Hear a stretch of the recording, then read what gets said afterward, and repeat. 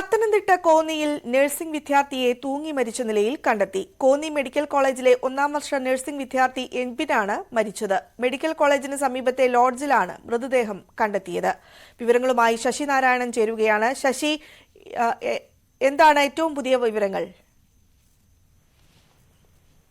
1 മണിയോട് കൂടിയാണ് കോന്നി മെഡിക്കൽ കോളേജിലെ 1ാം വർഷ വിദ്യാർത്ഥി എബിനെ തൂങ്ങി മരിച്ച നിലയിൽ കണ്ടെത്തുന്നത്.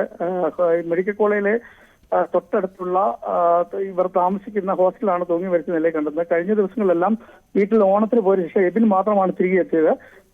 അതിനുശേഷമാണ് ഇന്ന് 1 മണിയോട് കൂടി എബിനെ ഈ താമസിക്കുന്ന റൂമിൽ തൂങ്ങി മരിച്ച നിലയിൽ കണ്ടെത്തുന്നത്. കാരണം ഇവനെ പുറത്ത് കാണാത്തതിനെ തുടർന്ന് ഈ ഹൗസ് ഓണർ അടക്കമുള്ള ആളുകൾ അന്വേഷിച്ചപ്പോഴാണ് റൂം പൂട്ടിയിരിക്കുന്നതായി കണ്ടത്. തുടർന്ന് ഈ റൂമിന്റെ വാതിൽ ഇടിച്ച് തകർത്തതിനു ശേഷം അകത്ത് നോക്കുമ്പോഴാണ് തൂങ്ങി നിൽക്കുന്ന നിലയിൽ കണ്ടത്. എന്താ കാരണമെന്ന് ഉള്ള കാര്യത്തെക്കുറിച്ച് കൃത്യമായി അറിയില്ല. പക്ഷെ എന്തായാലും കോന്നി മെഡിക്കൽ കോളേജിലെ 1ാം വർഷ വിദ്യാർത്ഥി എബിനെ തൂങ്ങി മരിച്ച നിലയിൽ കണ്ടെത്തിയത് വലിയ ഒരു ദുരൂഹതയായി കാണുകയാണ്. കാരണം ഇന്ന് രാവിലെയും എബിനെ കണ്ടവരുണ്ട്. എബിൻ അവിടെ രാവിലെ ഭക്ഷണം കഴിക്കാൻ എത്തിയിരുന്നു, താഴെ ഹോട്ടലിൽ ഭക്ഷണം കഴിക്കാൻ എത്തിയിരുന്നു. പിന്നീടാണ് ഇത്തരത്തിൽ മരണം നടന്നത്. മരണകാരണം എന്താണെന്ന് പോലീസും ഇതുവരെ വ്യക്തമാക്കിയിട്ടില്ല. എന്തായാലും വിശദമായ അന്വേഷണ ശേഷമേ ഇക്കാര്യത്തിൽ വ്യക്തതയാവുള്ളൂ.